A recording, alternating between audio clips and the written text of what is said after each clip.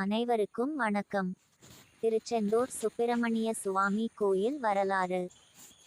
முருகனுக்குரிய ஆறுபடை வீடுகளில் திருச்செந்தூர் மட்டும் கடற்கரையிலும் பிற 5ம் மலைக்கோவிலாக அமைந்துள்ளது. 130 அடி உயரம் கொண்ட இக்கோவிலின் கோபுரம் 9 தளங்களை கொண்டதாக அமைந்துள்ளது.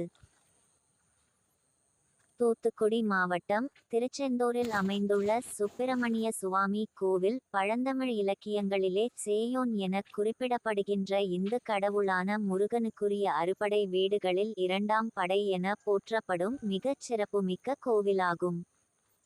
பழமையான கோவில். தூத்துக்குடி மாவட்டத்தில் மன்னார் வளைகுடாவை அண்டி அமைந்துள்ள இக்கோவில் சென்னையில் இருந்து 600 கி.மீ தொலைவில் உள்ளது.